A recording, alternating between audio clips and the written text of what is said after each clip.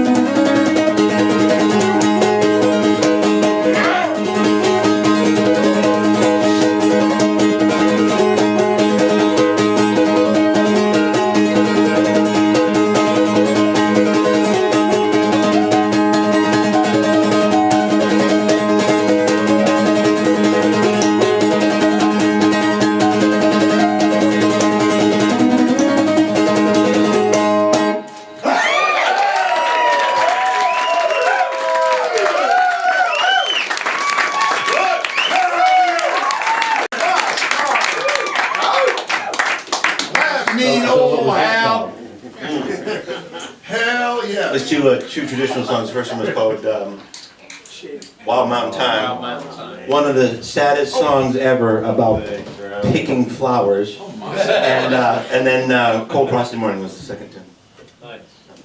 There's nothing sad about picking flowers. It's a sad song. It's a Scottish, man. I don't know what the deal is. I don't know what you're thinking about.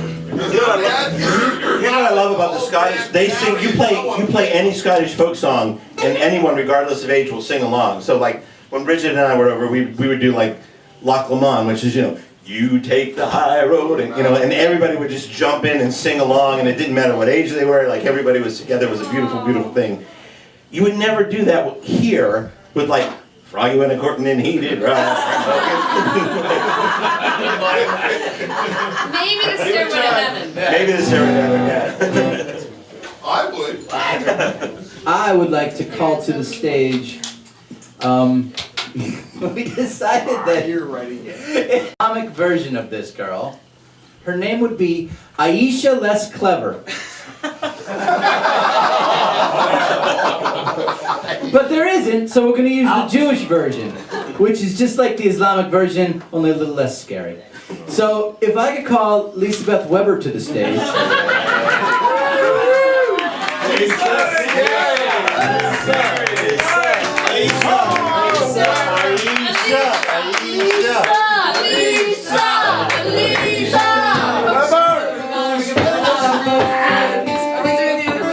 No, we're doing a Coney dress.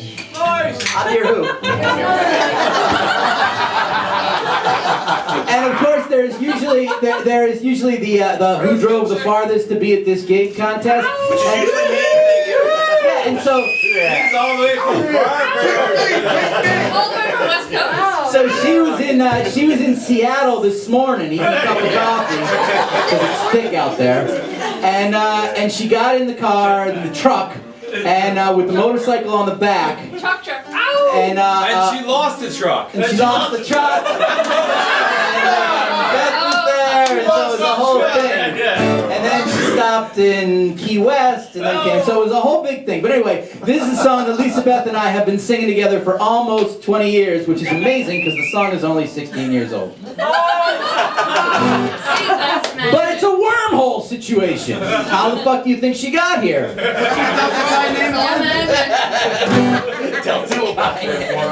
At the time, there was the other Madonna, but now that Madonna is this Madonna, and the other Madonna is that Madonna, and then there was a whole Richard Gere verse, which you just got to roll with, because he used to be kind of a big deal, and now he's just an old fat Buddhist.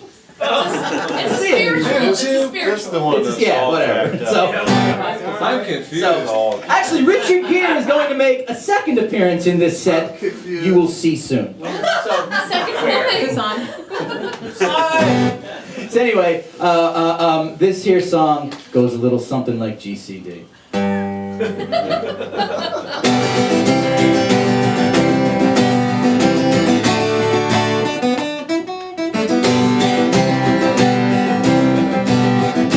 I'm walking down the hill now.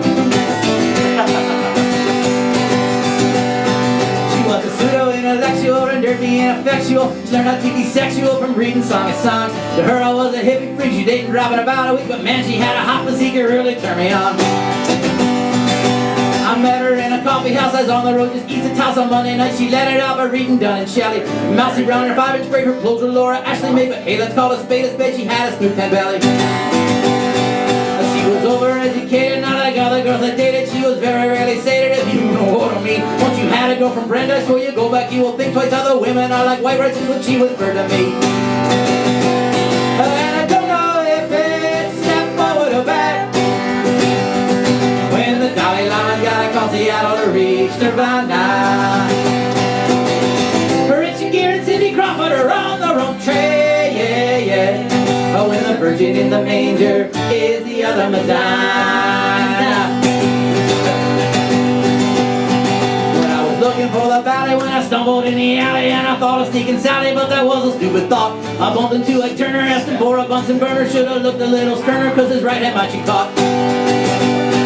When I said I saved it for Tina, but that only made him mean. I'm in them cracking sure wieners, and they seldom take a joke. I tried to get in with him, tried to schmooze him, not to piss him, but off that only dissed him, and he took another poke.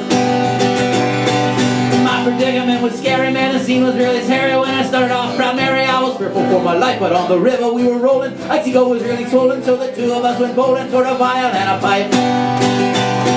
And I don't know if it's a step forward or back.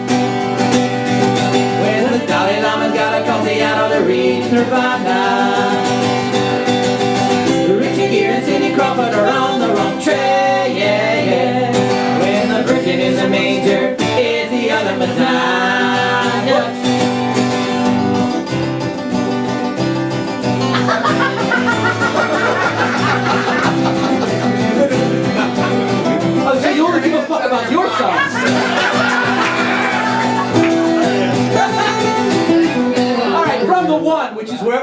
I say it is.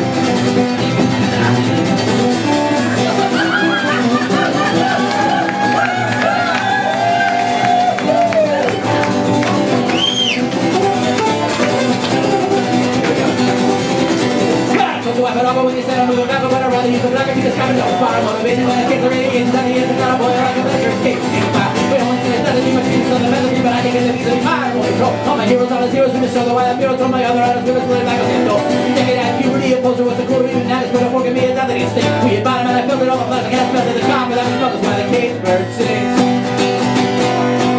But I don't know if it's step forward or back. When the Dalai Lama's got across Seattle to reach Nirvana. Richie Gere and Cindy Crawford are on their own train, yeah. Oh, and the virgin in the manger is the other virgin in the manger is the other virgin in the manger is the other Madonna.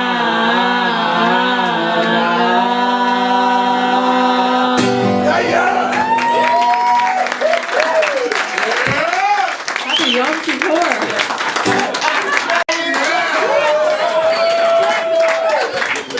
I am a tone deaf.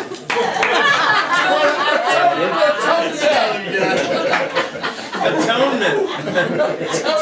For my drinking sins. Tone deaf. For my atonement. Yeah, well, that oh no, he's getting out of So what happened when I first moved to Chattanooga was that You got a house for free. I got a house for here. Pardon me. No, actually I bought a house for somebody else since I got hooked up. And you didn't know it at the time. That's alright, I got a song out of it. Okay. I guess we're even. Just have to get you the new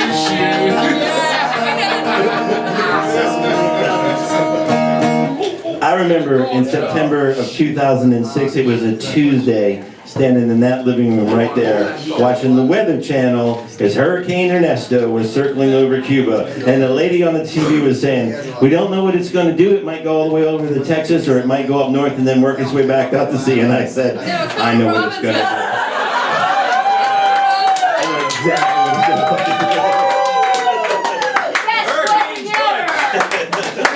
Yeah, I really went too long with the understudy, but depending on your metric. By the way, you're a work for. So living in Chattanooga, I started playing this open mic, and I'd show up and I'd do the thing that I would do, and then these people would get on stage, and they would say, man, I hate to have to follow that guy. I hate following that guy. And they don't understand that I know what they're going through, because so I used to go to this open mic up in New Hope at John and Peter's, and I'd gone there a few times, and I'd done okay. I'd done pretty good, you know, and so I was feeling pretty good about how well I had done at this open mic. And everybody would sign their full name, but I just signed Butch because, you know, I was cool. And Like Sting or Madonna. like Sting or like Sting Donna, yeah. And one night I get there, and on the list there's a bunch of people with all the names, and then there's these three one name. It says Butch or Ben, Adam, and then I wrote Butch. So this guy Ben, what's Ben's last name? I'm better Stiller? looking and more famous than you. Yes. That's pretty much. Ben, look at my hair. Ben, yeah, I think his last name is She's Going Home With Me. Yeah, right. Ben, She's Going Home With Me. So let's see it. This beautiful Adonis-like creature who gets up and sings in this wonderful lilting Irish tenor, this amazing, brilliant song about every star in the sky is a light on the Great White Way, and it was unbelievably good, and I was like, oh shit, right? So I said, you know what? I'm just gonna stick to the funny stuff because I'm not gonna get him with the good. I'll get him with the funny. And the next guy on the list was this guy named Adam Brodsky. And he got to play this song that he just wrote called If You'd Come Back to Me. It went over kind of well. It went over kind of well. And then I had to follow that guy. So that's how I met Adam. Oh, man. Well, what'd you follow with? Oh, it sucked. I don't remember what it was, but it wasn't any good at all. He played 3 songs. He played Pyramid. He played... I played Jones Art. Yeah, that's the one that sucked. Yeah. Everybody likes that song but me. Everybody likes that song except me, so you all are wrong. Adam once said to me about that song, Adam once said to me, I hate everything about that song, but it's a good song. And I thought, that's my metric. That's what I'm going for. It's a good song, I just don't like it. And then you played Weatherman, that, and then probably Grunge Song. Right? Grunge Song, yeah.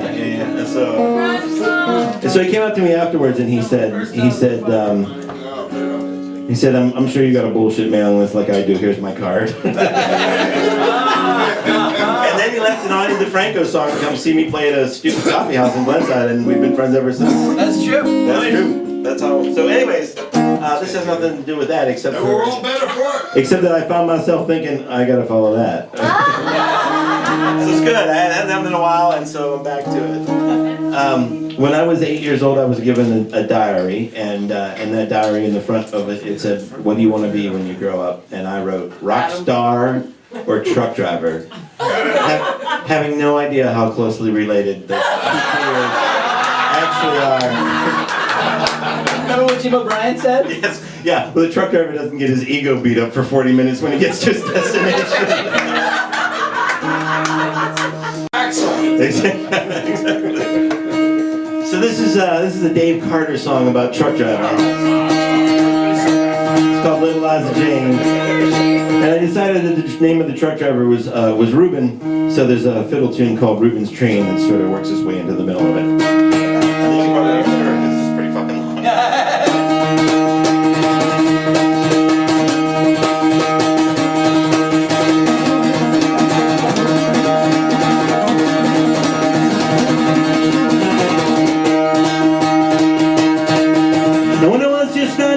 Off my daddy's knee, and I head out on the open road, a long haul trucker for to be. Saved my money, bought a rig factory, stocked in plain. Shoot it out and give it the name of Little Liza Jane. I sing Bulldog Train. The sheep my ball and chain, ripping, roaring, diesel starting Little Liza Jane. Well, I took the hauling overloads across the Great Divide, missions through the rabbit ears, hail for leather, do or die. Crossing talked at 80 knots, snow upon the ground. Black guys in the hammer lane, damn, that don't even slow me down. I said Bulldog Train, she my ball and chain, bread and fussing, diesel guzzling, Little Liza Jane. Hang on.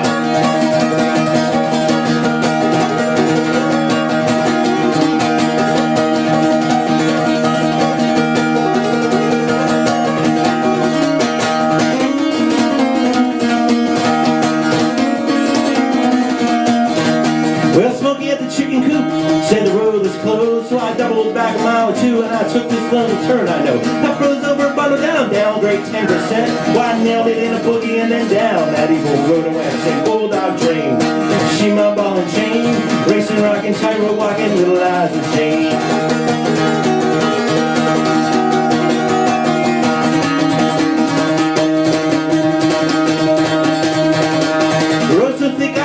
Road too slick to see, running short on shoulder and my 9 knives running out on me. The sheer cliff rising to the left, I drop off to the right, and nothing past that guardrail but 1,000 feet of endless ice. Bulldog Train, she my ball and chain, slipping, sliding, skating, gliding, Little Liza Jane.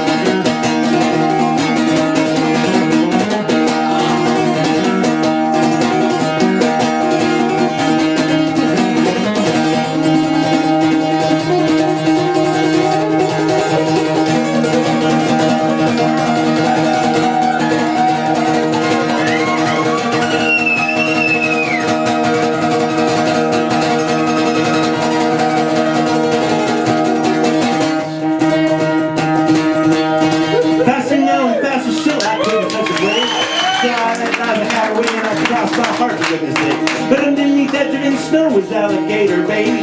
Chomped the tire, the road went left. Me and Liza went on straight. We crashed right through that windmill. Down that trail we went. 30 tons of chrome and steel and 30 years of bad intent. Went straight like a cannonball. I caught a trail in space. Stars spun in my window and the full moon in my mortal face. Said, bulldog train, she's my ball and chain. Racing, roaring, eagle soaring, little Liza Jane.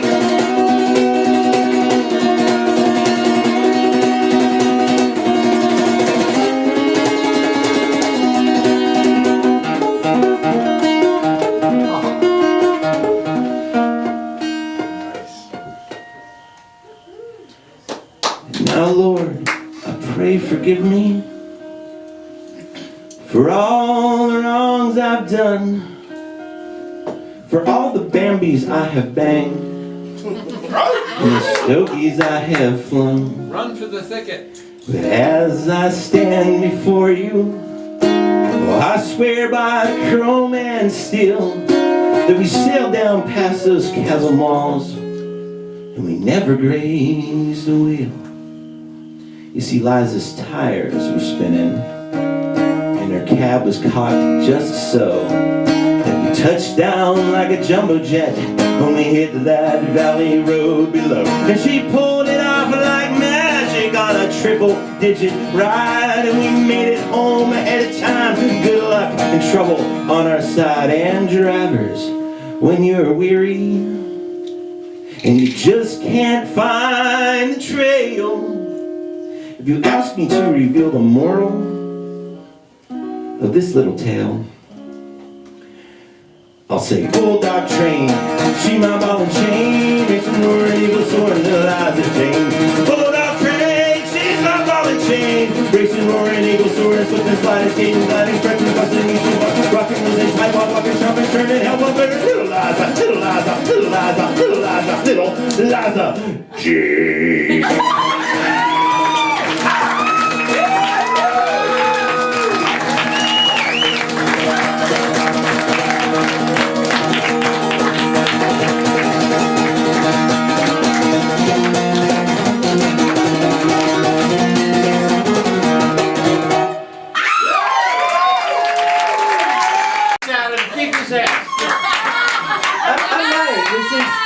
It's interesting because you know, we've been doing I don't know, maybe a dozen times we've done this, the Adam and Butch show, and some of you read the email the first time or the most memorable time I did it. We did it in that cold, frosty night in Phoenixville, where we thought there was going to be nobody at the show, and we played back and forth. It was sort of magical.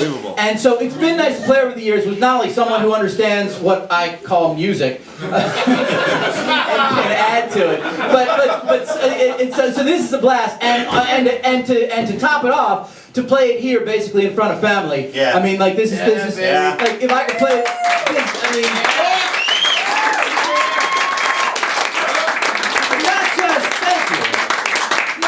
House concerts they put on, but all the goddamn jams and all the meat that has passed through my colon over the years.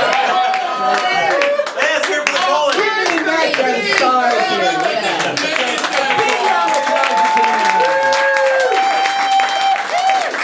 Seriously, we're not waiting. No, I would rather be with Jimmy and Maggie than with the best people in the world. Seriously.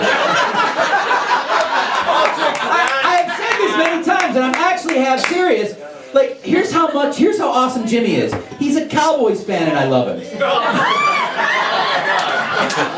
Seriously, so, and now, obviously, I'm here, we're here, it's Yom Kippur, and as you know, Yom Kippur is the day, Yom Kippur, the Day of Atonement, the day where you will be written in the Book of Life. Yeah, it's a big fucking day, right? And so my dad is a little disappointed in me right now. What the hell? I mean, no, this is his normal disappointment, and then it's down an extra level. So, and this passive-aggressive fuck, let me tell you. So, you know, I didn't do it on purpose. Had I checked, I would have said, hey, can we push this a week? But I didn't, and it was booked, and Butch had plane tickets, you know, so fuck it. So you do what you do, you come and you play the goddamn show. And I'm happy to do it, because frankly, I'd rather be here than anywhere. So my dad, when he hears about this, he sends me, just coincidentally, sends me a picture that he recently took of him standing over my great-grandparents' grave.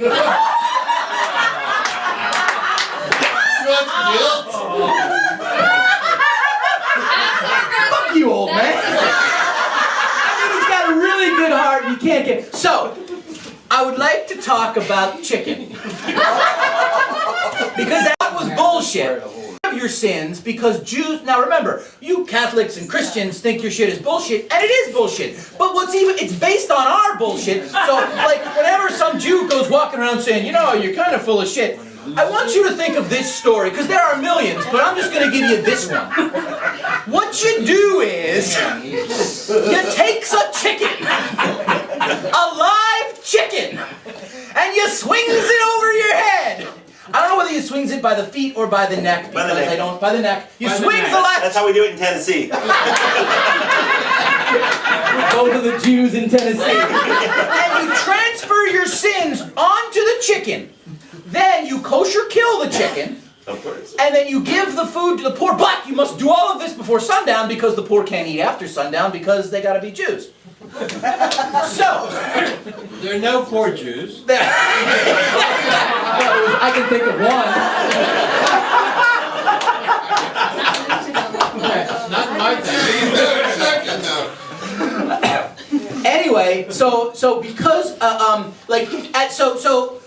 what you do, and so honestly, what you do is you're supposed to spend a day. The reason that you fast, one of the reasons that you're fasting is you're not fasting to prove that you can go without food or because you're just not deserving of food, whatever. You're supposed to go spend without alcohol. That's right. You're supposed to spend the day sort of aside and separate and thinking about your life, and they say may your name be inscribed in the book of life because supposedly God sits around and plans his year out. He's like, all right, on the 18th, I'm giving this prick prostate cancer. These fuckers are going to break up on the 14th. And he works out your whole year. Wait. Yes. You're sweating Yom Kippur, right? Yeah. And I have finally reconciled. Jesus owes me $50, okay? So, fucking A! And your father would be proud of this rent. Exactly. It's a very rich time. So I figured I could educate you. And obviously, so when you're looking for forgiveness from your sins and you start the year clean. Now the Catholics do it in a different way. As long as you tell some guy, some little boy fucker, you're like, hey, you know, I totally killed 8 people yesterday. No, we did a Mardi Gras! Yeah, right. $50 same as in town. So then that's called an indulgence, and you can buy an indulgence from the church. What's going on, sir? They kill chicken different in Ohio.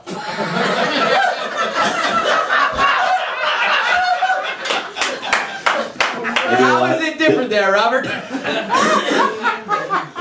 ever see those yo-yos that whistle? You may not be old enough. I have not seen a yo-yo that whistles. I'm loving every part of this. Right. Hey, you said it right now, Ross. They got yo-yos. Right? Back in the... during the Depression.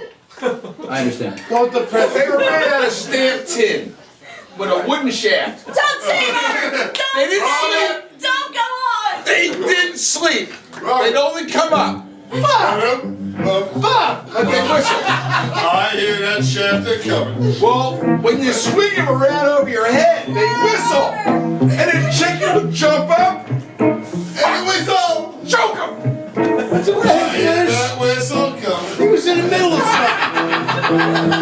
Rolling around his head. Sit down. What was I thinking?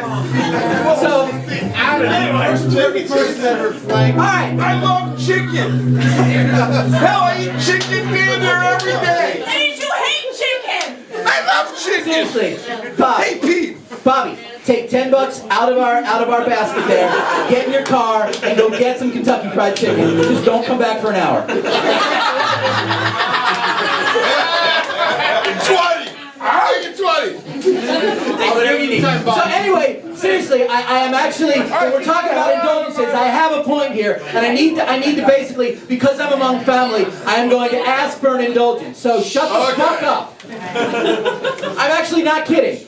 I am going to read to you the first chapter of my novel. I gotta get the hell out of Does he here. have to stop the tape now?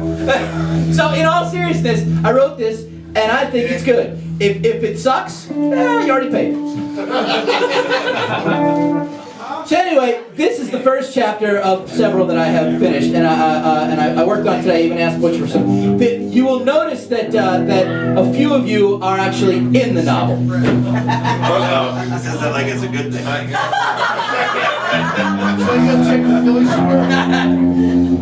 This is chapter 1, in which I catch a case. Of what? Let me get a shot for that.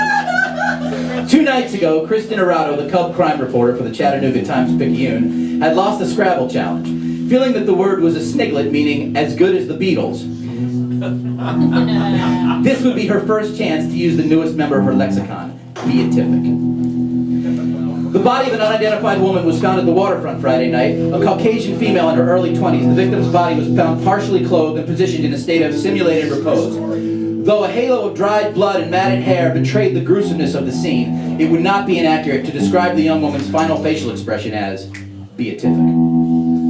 Kristen was not a very good journalist. Actually, she was not a very good writer at all. Her English degree from Bryn Mawr was mostly due to a knee-jerk major declaration in sophomore year. Who is backing their truck into my bedroom? I'm trying to sleep in here. Seriously. Okay, wait. I'm gonna have to get up and see about the damage. I opened my eyes, but they weren't ready to focus. The contact lenses that may or may not be extended where approved were pudding skins, shielding my delicate yet horribly myopic and astigmatic cornea from the insolent rape of daylight.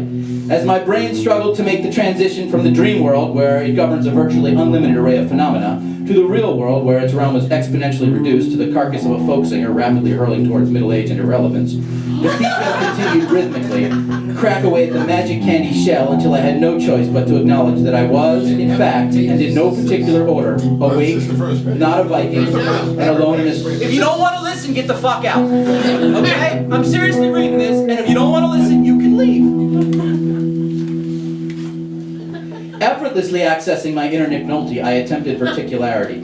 Succeeding on only the second try implied an optimism towards the day's as yet unrevealed events. Implications are seldom matriculated into fruitions. Next on the agenda was a perpetually reversing pickup truck on the nightstand. A mashing of buttons in random order transubstantiated the truck into a shock jock ranting about the news, and Lindsay Lohan, while there were 3 or 4 cronies laughing a little too loudly into open microphones behind him. Eventually, I dislodged the plug from the socket and was afforded the peace required to take stock of my surroundings and solve any remaining mysteries. Facing myriad mornings as if they were the opening of a Quantum Leap episode actually evokes loneliness before it evokes content. I was pretty sure I was alone. I mean, who could sleep through that racket? A glance over my shoulder confirmed that save 2 stuffed bears and a tie-dye tapestry of Obama screened over a cannabis leaf, I was alone. Kirsten, who the fuck knows? But it was one of those. She was the waitress's roommate. Okay, I'm piecing it all together. I'm guessing she's in class or going to class. Wait, yes, class. Study group. She's having breakfast with her study group, which included her boyfriend. There didn't seem to be a note, at least not in her room. There's usually a note. I'll stumble into the kitchen and see if I can find some coffee. The kitchen was an odd combination of spotless and filthy, where the piled dishes rendered the sink useless, even for a quick hand rinse. The countertop formica gleamed enough to make me feel like it had been scoured by a super housewife in one of those Donna Reed dresses and Dixie cup bras. The spotless expanse only highlighted a very distinct and deep cigarette burn that had melted clean through the polymer and exposed the MDF below. I saw no coffee maker, and the fridge held little more than certified organic carrots and a case of Monster energy drink. I knew that my departure was not very far off at all. So that's where you disappeared to. Now, I'm not as scared of girls. I'm as scared of being snuck up on, or snuck upon, or sneaked behind. My adrenal gland voided its contents into my viscous bloodstream. My scrotum tightened, as did most of my muscles. Goose flesh rose, and I wheeled around like Richard Gere in that last shot of that remake he made with Valerie Caprisky and her magnificent naked body, complete with the Eurobush. My mouth was directed to utter a commanding... Yeah, remember that film? My mouth was directed to utter a commanding what the, or maybe who the. But having not yet spoken today, and having not yet really clocked in for work, it voiced something between a girly shriek and my world-famous Marley Matlin imitation. This, of course, set the waitress into a laughing fit, combined with her morning browlessness, was not actually unpleasant. My second try at audiation was considerably more successful, and my third, which followed a throat clearing, was almost normal. Nick Nolte was going back to his trailer. I see you and Kristen hit it off pretty good. Kristen, I nodded internally. When I went to bed, you were looking over a clip book with her hand on your thigh, and the living room futon doesn't look as if it's been slept in, so it doesn't take Reverend Lovejoy to deduce, you guys have a coffee maker, I interrupted, noting but not mentioning the adorable misreference. I drink free at work, and she shuns even the fair trade stuff, so you're out of luck there. I'll give you a monster if you promise to reciprocate. Benign as the flirtation was, I deemed it a little too early for dick jokes, though I did appreciate it. Put some pants on and let me buy you a short stack at that place by the thing. Geez, I don't get many requests to put my pants back on. It's like you're giving my self-esteem a spanking. Her incorrigibility as she wheeled around toward the bedroom was among her best attributes. She was about to part the beads that served as her door when she stopped and reversed path. By the living room futon, she picked up a pair of faded Levi's that had been discarded by her roommate in the wee hours. Though the two girls were roughly the same size, the waitress's hips were curvier than Kristen's. Today, these pants were going to have to work for it. She wriggled just a little bit, and her gray panties and smooth skin disappeared. She zipped the fly, but didn't even attempt the button. I remember thinking that Kristen looked pretty damn good in those pants, too. Like Ugly Betty and Rory Gilmore. Okay, old man, let's take a walk. As we stepped out the door onto the open porch, she locked it with the key from the Levi's fifth pocket. With her right hand, she grabbed a pair of flip-flops from a low table by a wooden rocking chair, and with her left, she grabbed me. Yeah, I'm here now. Well, they say they'll have a press conference sometimes later today, but yeah, okay, who? No, just Taggart and Ross. No, I haven't seen the chief, but, it's Sunday, so that's not odd. Well, there's about a dozen uniforms here, including you-know-who. I'll try, but we don't talk much anymore. Yeah, okay. Well, they've got her covered up, and the coroner's van is just pulling up. No ID yet.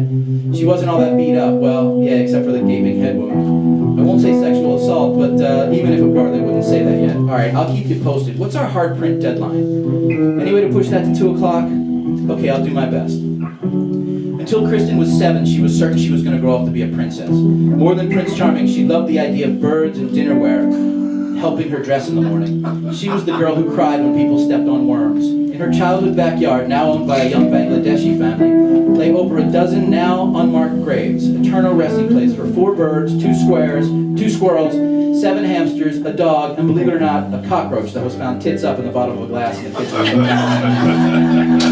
Kristen swallowed hard as if to squash her inner princess and get into character as a hard-boiled crime reporter.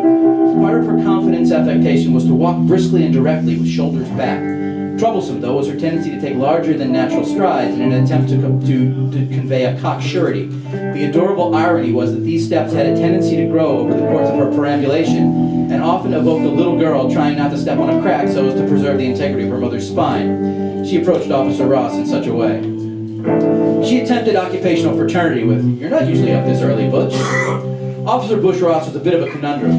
He had a thick, full head of hair and a round face, which, though lined and weary, still was prone to the occasional zit. The total effect was one of chronological ambiguity. Was he 30? 50? 80? No one was sure, and his partner, Officer Taggart, wasn't saying. So, was there any idea of the clothing on the clothing strewn around by the body? Kristen asked Officer Ross. He turned around and seemed to notice her for the first time. He raised a lidded paper cup to his mouth and took a shallow pull. Grimacing the muddy truck stop blend, he swallowed hard and looked into Kristen's eyes. There had been one night a few months back, and deep in a pit of an almost cold heart glowed a tiny little ember. It tended to produce a rare upcurl in the corner of Officer Ross's mouth, but that sip of coffee did the trick, and it was easily aborted before anyone even detected it. "No," said Detective Ross. "What you got in there?" Kristen said, smiling, reaching toward the cup, which was still near the detective's face. This forced him to touch her hand and replace it down by her side. "No," said Ross, reiterating what was becoming the word of the day. Snapping back into what was considered to be a professional demeanor, she began to ask the Vinnie Barbarino-style W questions that would coax more than no out of this grizzled policeman. The sun had only been up for an hour or so, but I could tell it was going to be one of those sticky southern Chattanooga days where you just wanted to rock on a porch and strum a guitar. A nomadic troubadour's existence can accelerate nostalgia. I was now wistfully thinking of 3 days prior when I awoke in the green mountains of a New England spring, shivering and scrotally atrophied. I had to leave the futon and my spooning partner to put another log in the stove. I was looking forward to the aroma of caffeine almost as much as the air-conditioned comfort of Aretha Frankenstein, the hipster diner to which we were headed, and we would ultimately never arrive. My dreams of coffee and freshened air were dashed upon the rocks of crime as we began to sweat along River Street and were about to walk over Veterans Bridge. The waitress squeezed my hand and wordlessly pointed to a cluster of vehicles parked haphazardly in a collection of 40 or so people, all looking away from us. The waitress broke into a run toward the crowd. I looked at the bridge and the breakfast awaiting beyond it, turned, sighed, and followed behind, though at a much more lugubrious clip. Approaching the crowd, she recognized at least 3 people she knew, tugged a plaid shirt out of a young bearded fellow. She introduced me to this guy, simply calling him Bob the bass player, and asked him what was going on. To know exactly, I got here a minute ago, and I think there's a body. See that minivan? That's Terry's dad. He's like a Bones or a Quincy. What's that called? A coronary? Over the heads of the local Tennesseans, I could make out a shiny blonde crown that resonated familiarly. Since I was now confident in her first name, I strode up to and then under the police barricade. I was going to get the straight story, then get some AC and coffee, and hopefully be on the road in a couple hours. There was a sound check in Atlanta at 5, well, Decatur actually, and I think Moneypenny said I was to dine with a club owner and entertainment editor of a blog of some renown. It also wouldn't hurt to get a couple hours sleep in a green room somewhere, since restful is not how I would describe the previous evening. Before I could say Kristen, she saw me. At first I mistook her darting eyes for shame, or even worse, lack of recognition. But I would later learn that inner dialogue behind her eyes. She strode up to me with an appropriate gait at this time, and seemed to tiptoe up to kiss me, but then thought better of it. She took in hers, the same hand previously held by the waitress, and asked me what time I had awakened. I ignored the opportunity to explain about dump trucks and Vikings and Nick Nolte, and instead inquired as to the situation. "Why, are you going to write a folk song about this?" came a gruff retort from behind Kristen. Officer Ross, a musician himself, had sidled up behind her and was now hovering in a manner that implied possession. "Just curious, detective," I replied, with more snark than was apropos. Kristen was a natural diffuser who had been disarming tensions almost since before she could talk. Her parents were on-again, off-agains with a weakness for 51% agave tequila. She was born into this. She positioned herself exactly between the two of us and bifurcated her glances and smiles like a parent doling out exactly equal amounts of love to her children. She told me there was a young Jane Doe in the corner who had just arrived. "We're interviewing people who were in town last night. Mind if I ask you a few questions, Mr. Brodsky?" snarled Detective Ross. "Where were you last night?" Kristen's eyes grew wide with panic, and she fixed her gaze on the detective, blinked, and then swiveled her head to stare at me. "I was working last night. You can pick up a copy of Kristen's paper and see the strip ad. Why don't you come over here so I can take a full statement from you?" "No problem, officer. I'd be happy to tell you in great detail about how I spent my evening." Kristen's blue eyes deepened and showed panic. I leaned down and gave her a quick tug of the I leaned down and touched her ass briefly, and I followed the detective over to a small black Pontiac Vibe. Ross reached into the open passenger side window and retrieved a notebook and a Camel Light. "Hey, aren't you guys supposed to drive LTDs or Malibus or a red Gran Torino with the reverse Nike swoosh?" Ross ignored me and began to ask me to spell my name. We were only about 20 feet from the body, right on the edge of the caution tape that had been set up by the uniformed officers. The coroner, a pudgy, baldy man in baggy jeans and a short-sleeved dress, was squatting over the body. He was using a pencil or something to point out stuff and speak into a recorder, just like they do on TV. Then abruptly, he put a latex finger into a tress of the victim's hair, coiled it like spaghetti on a fork, and jerked the head away from the ground, bringing the mass of dried blood and grass up with it.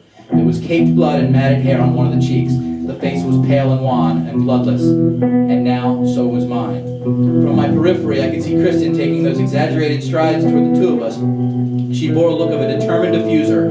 I interrupted Detective Ross. You say this is a Jane Doe?" Without waiting for a response, I continued. Kristen had just arrived by the Pontiac by the yellow tape in time to hear me say, "Yeah. Her name's Amy. She lived in Vermont. I know her." Chapter 1.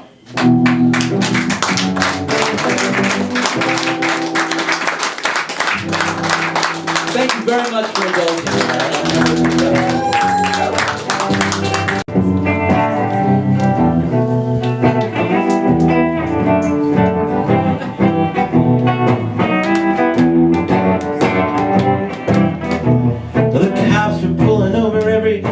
That looked suspicious. They had their hands on their holsters. They were trying to act judicious.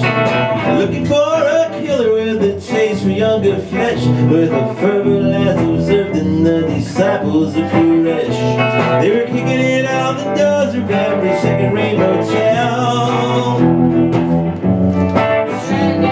Trend in a nutshell. There's a trend in Tennessee. Apparently, same fucking thing. Well, now my daddy was a swinger, man, and I really liked it. He'd go down to the Odd Fellas and she would pay for it. And he emancipated mother with a pair of plastic boots. She does a lap dance for some dirtbag. Mother kicked off his shoes. From the back he looks like daddy, rings your neck like it's the bill. Trend in a nutshell. Thank you for singing the recorded version. In a nutshell. Trend in a nutshell. It's not the words that they say, it's the things that they've done. The city has a way of bringing out the worst in everyone. Now underneath that bridge with those 50-foot letters that say what we make the world takes. Well, the Koreans make it better. These kids, they found a body while they were sneaking cigarettes. Next to a pair of money shoes, she was partially undressed. Tried to match her dental records, but she was too beat up to jail. Trend in a nutshell. Trend in a nutshell. Trend in a nutshell. You can always find a stranger whose secrets you can't tell.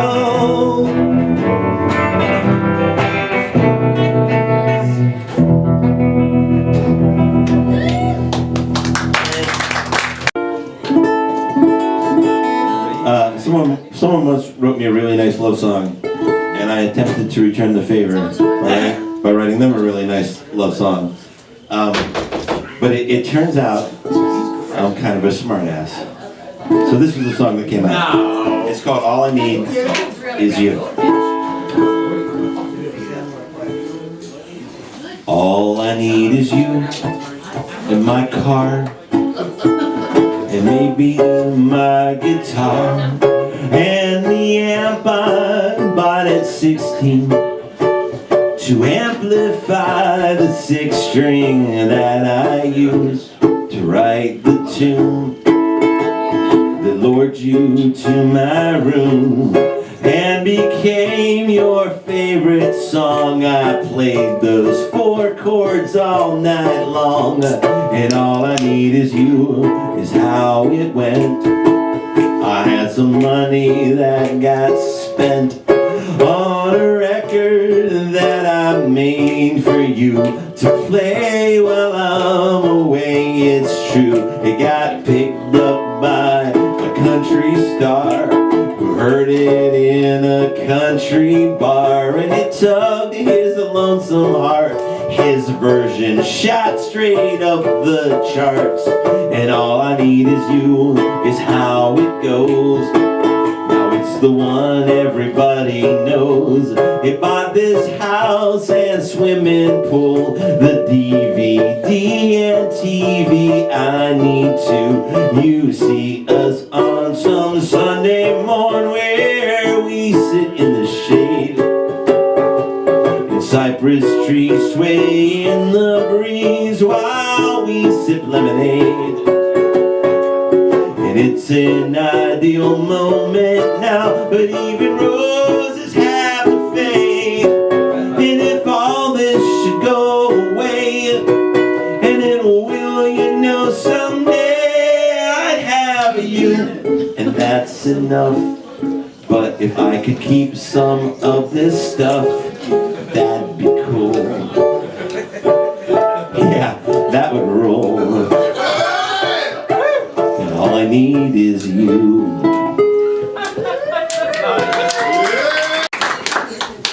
We have a couple of more songs each and some little bitty bantery things, and then we will end the formal portion of the show. And then if you want to hear songs, we're not forced to play them. We would do it because we enjoy it.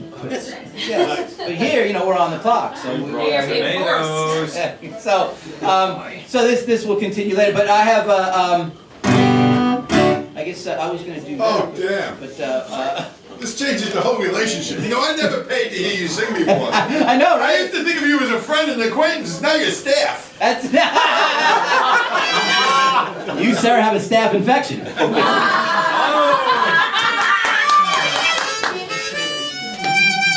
Can I have enough? Also, a song about a girl I no longer speak to.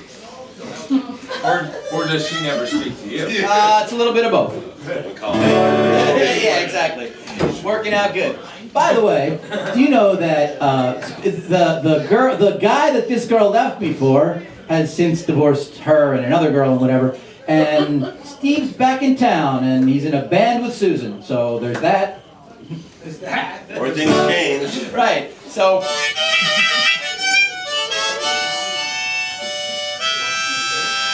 Sarah worked on South Street at a second-hand bookstore. She was half a virgin Mary, half $100 whore. First time that I saw her was at some greasy open mic. She touched my arm and said, I wrote a song that you like. Can I buy you a beer? She said, no thanks, I got a jet. Some girls you don't remember, some girls you don't forget.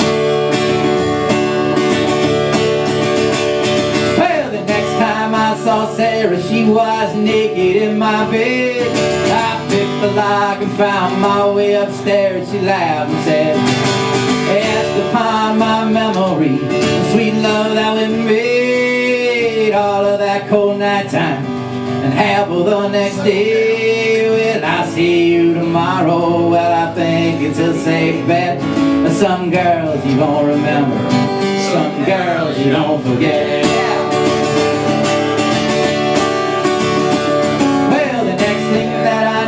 She commandeered my sock drawer, had a toothbrush in the bathroom and a key to my front door. She didn't have the sweetest voice a person ever heard, but she'd come out to my gigs and sing every single word. She'd show up at the sound check and stay through the last set. Some girls, you know, everybody, some girls you don't forget.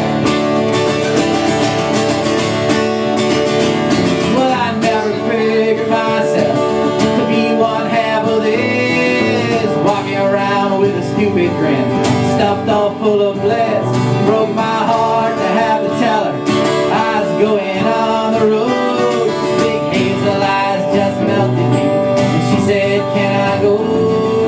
I won't take up much room, I'll fill a pack of cigarettes.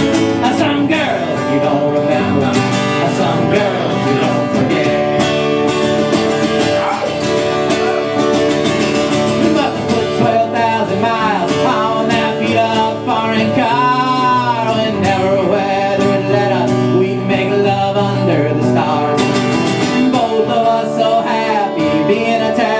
Being free, we each took turns pretending we was Bobby McGee. We was headed for Salinas, but we hadn't got there yet.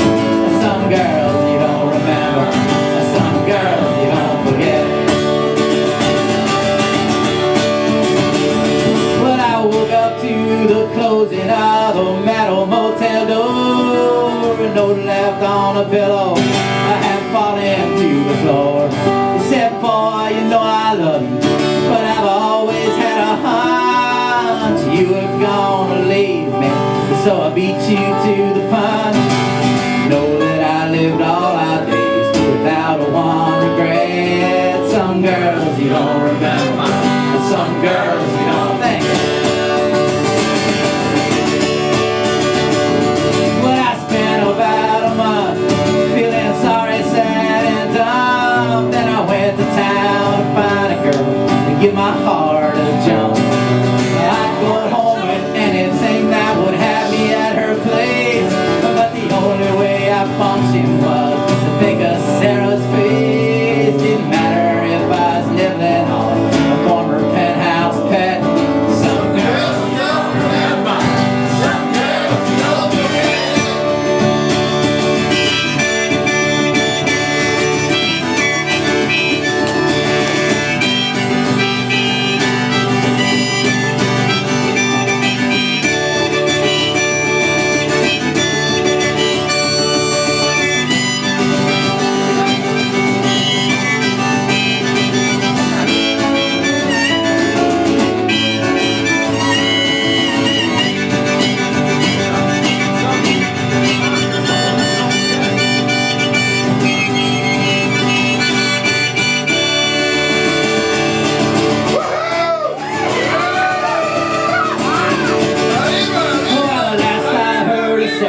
She was back at that bookstore. I can stop and say hello, but it won't be like before. Those days had a certain magic we won't ever have again. And besides, I heard she's sleeping with one of my old friends. But I wonder, do I ever bubble up inside her head? And my boy, she don't remember, or a boy, she don't forget.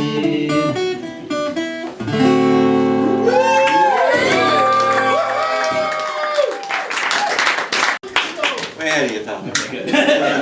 Come on, you can think of a better ending than that, Brodsky. Pick one. Oh, please stop bugging me. Alright.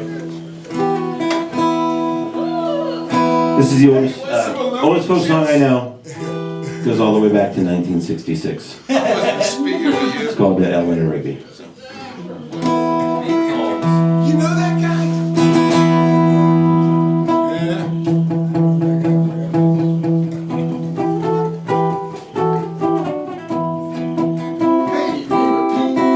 Oh wait, sorry.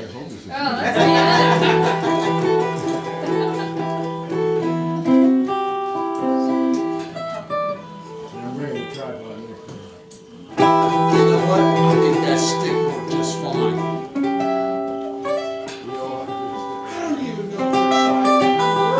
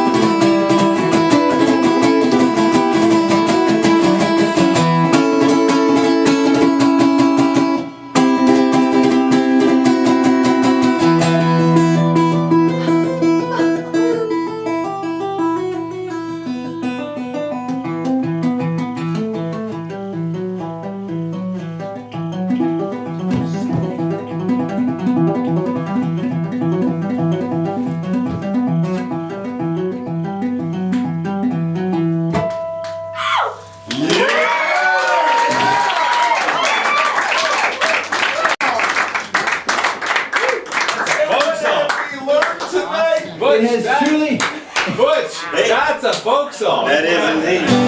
I hear horses singing it.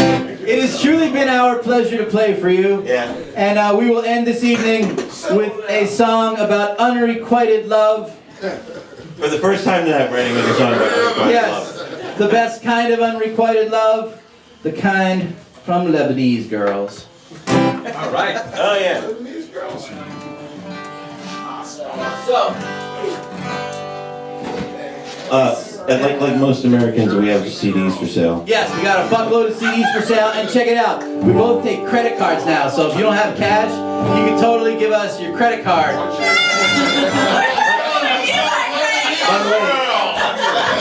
By the way, I know that pretty much everybody here already has it, but I'm actually down to the last copy of the Moonshiner's Atlas. The very last The copy. very last copy, which means I've sold 999 copies in just 6 years.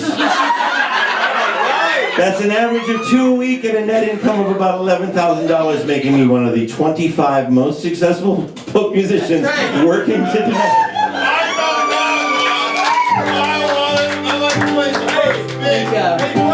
Butch, will you buy me a drink? You got a little fuzzy math there, dude, because I don't remember paying for mine. Anyway, thank you all so much for listening to our bullshit. We had almost as much fun playing as you did pretending to listen. So it was a genuine pleasure. Thank you very much. Again, seriously, thanks for everything. This is a folk song. It goes like. If the ladies in purple feel like dancing, there ain't nothing wrong with that. If the Jewess on her perch was to climb down and dance, it's gonna be a curly-haired bonanza.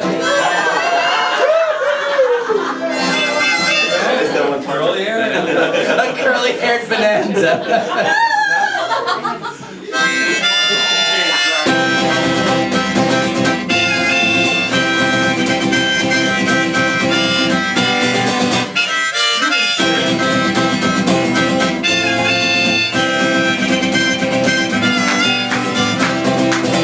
Oh, the girl I like is a diesel night. Chick I dig, chick. Yeah, the girl I like is a diesel night. She don't want me on my swinging dick.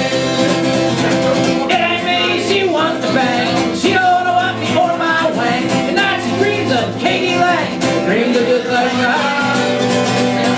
Her sweatshirts are all reverse weave. She's wishing I would up and leave. Her favorite Winwood runner is Steve. She drinks a beer from the Gert. Oh, the girl I like is a diesel night. The chick I dig, chick. Yeah, the girl I like is a diesel night. She don't want me on my swinging dick. She swaggered in the bar like Clint, a woman 100%. Although she could have used a mint. Her tattoo said born to Maine. I said huh, she said fuck off! That's for me reading my novel, right?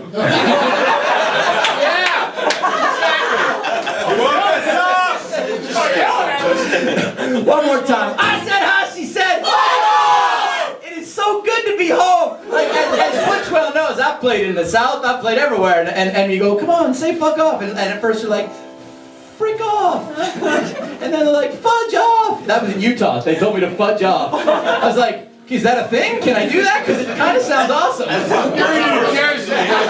then they explained it to me and it was much worse. So let's have this, if you want your name inscribed in the book of life, let's have just the Jews. I said huh, she said, fuck off! Maggie's a Unitarian tonight, right? Now let's have just the Catholics. I said huh, she said, fuck off! Yeah. Now just the fellas. I said huh, she said, fuck off! Ladies. I said huh, she said, fuck off! Nice. Adam. How about Kyan? How about Kyan? The dog can't speak. And the applause. What about the atheist? You think I should have said DiMaggio? How about the atheist? That's That my dog favorite. can speak. Don't worry, the atheists get I represented. heard that dog speak. Bob, go choke a chicken, will you? They do it differently. Oh, jeez. Last time, everybody. I said hi, she said, fuck off! Called me a folky, called me soft. When she called me a three-toed sloth, I swear I almost Oh, the girl I like is a diesel night. The chick I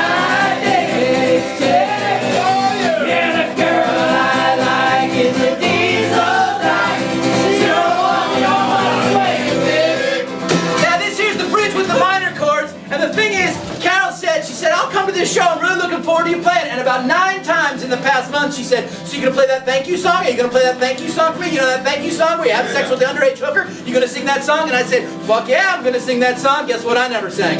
So, to make up for that, I'm gonna sing to her the bridge with the minor chords. It ain't like a song about fucking an underage hooker like you like, but it is a song about genitals. It's a little bit of verses about genitals. And everybody's staring at you thinking how, so don't get all upset or nothing. It's just a whole room full of people staring at you. It's no big deal.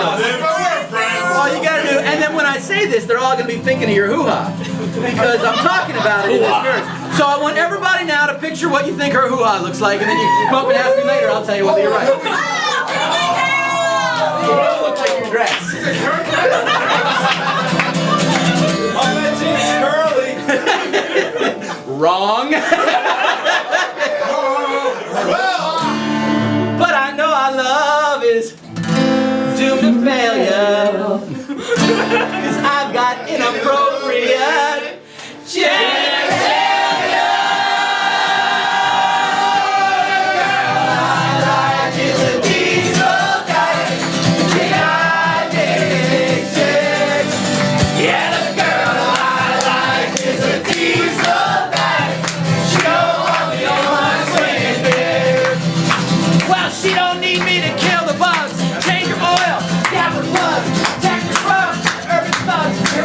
In the snow, yes, she looks like a young girl in common. She did not say no flowers. So we got a lot in common. She said, boy, you know, the girl I like is a diesel dyke. She got dating chicks. Yeah, the girl I like is a diesel dyke. She don't want me on my way. Let's hear it for Butch motherfucking Ross.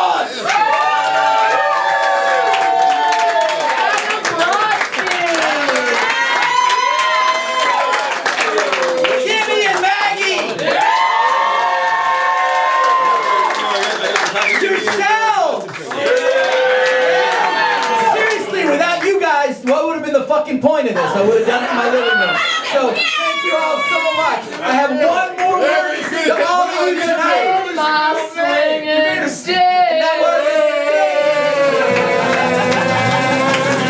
is good night, everybody. I'll see you there at the bonfire. Play these songs again. Who wants to hear chapter 2?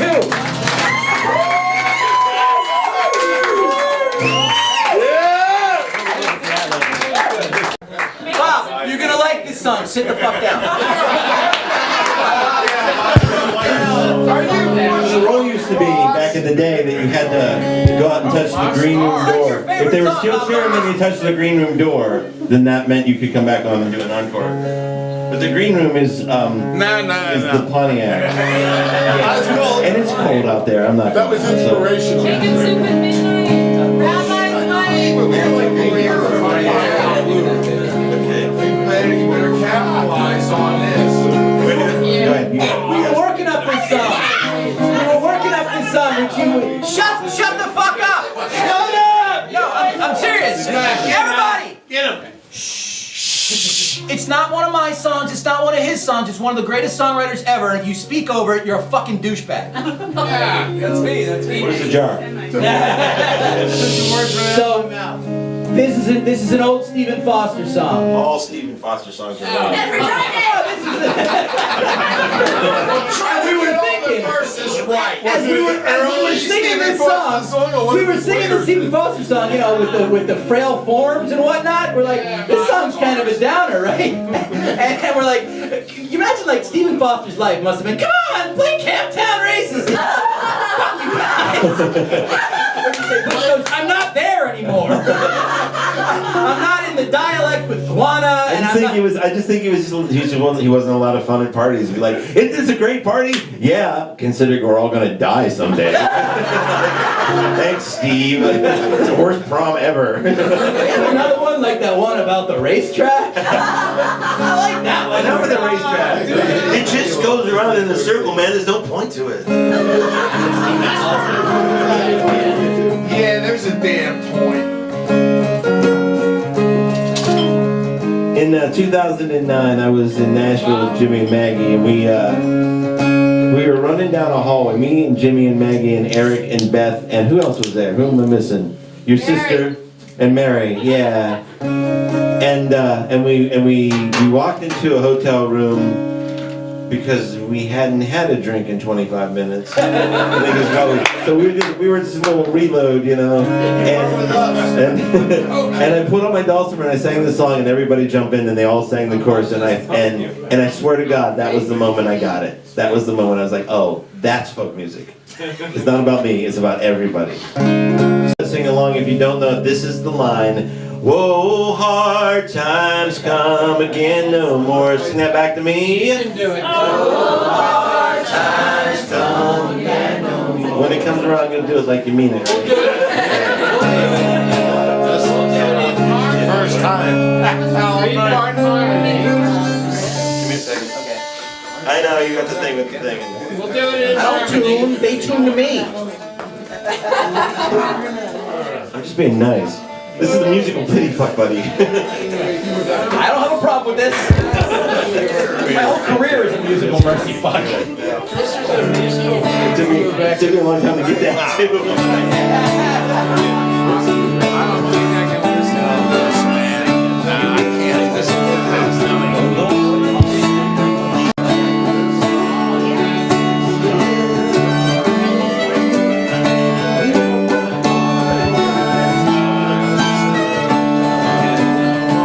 Let us pause in life's pleasures and count the many tears while we all sub sorrow with the poor. And there's a song that will linger forever in our ears.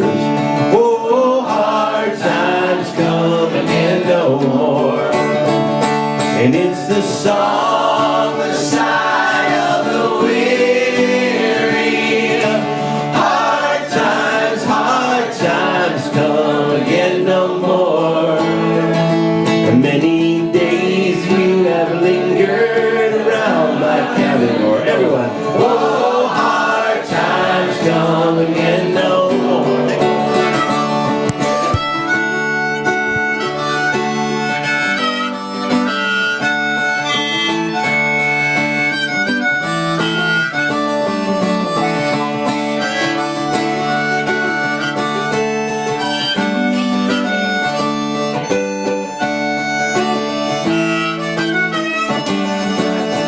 This is the part of the show where the folk singer chastises the audience for not singing loud enough the first time around. Despite how well you did on the first time, that was actually pretty great. It's part of the job. It's one of the things we have to do. At some point, I have to ask for more guitar on the monitors, even though there are no monitors, and this is clearly not a guitar. So when it comes around next time, I expect all of you guys to sing out loud with the hard times coming again no more. I mean, I'm asking you to, I'm not making. This isn't a Pete Seeger concert. You don't sing at a Pete Seeger concert. Big Teamsters come and they drag you off in the parking lot. You didn't go to those rallies for nothing, people.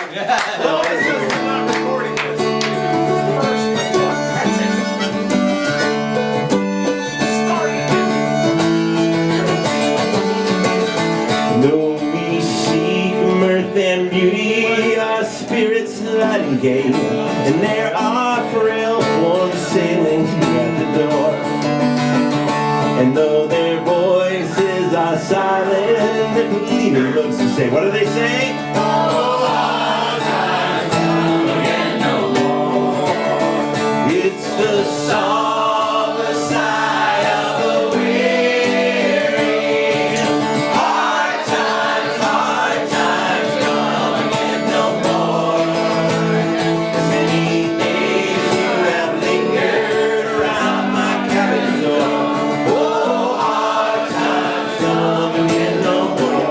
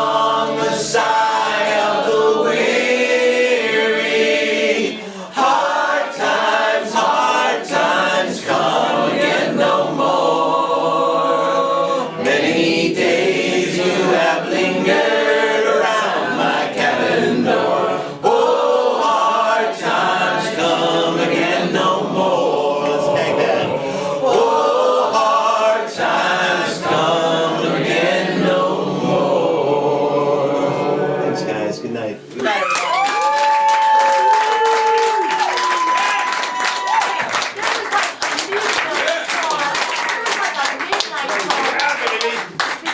Requested that you didn't do. Lisa Midnight. They're not